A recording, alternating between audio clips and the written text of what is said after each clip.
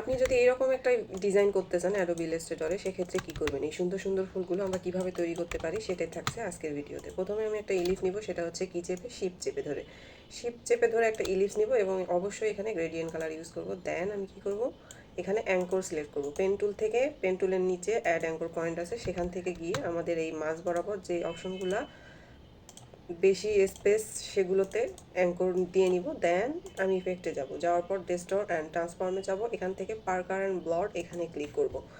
দেন এখানে আমি বাড়াই কমাই দিয়ে দেখব যে আমার ফ্লাওয়ারটা কেমন হচ্ছে। ওকে, তো এখানে মাইনাস দিব না, আমি প্লাস দিয়ে দেখি কেমন হয়। ও ওয়াও, প্লাস দিয়ে দেখে কিন্তু দেখতেছি অনেক সুন্দর হয়েছে। এবার আমি অন্য ডিজাইন করি, তো এখানে আমি 48 দিলাম, দেন ওকে দিলাম। তারপর কি করব, তারপর কিন্তু আবার ইফেক্টে যাব অ্যান্ড ডিস্টর্ট অ্যান্ড ট্রান্সফর্মে যাওয়ার পর এখানে ট্রান্সফর্মে যাব।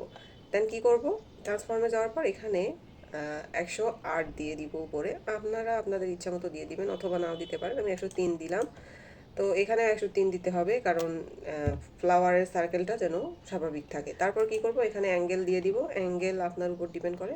তো অ্যাঙ্গেল আমি 23 দিয়ে দিলাম। দেন আমি এখানে কপিস করব। এখন কতগুলা কপিস করব,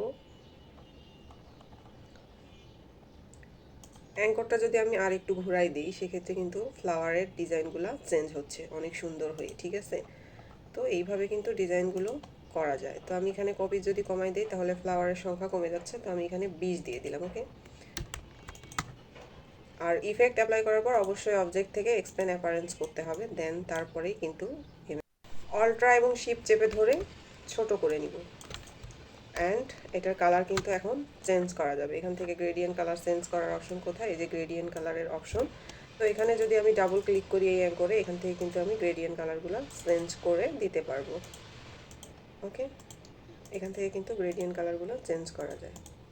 তো এইভাবেই কিন্তু আমরা মূলত ফ্লাওয়ার ডিজাইনগুলো করতে পারি। Thank you.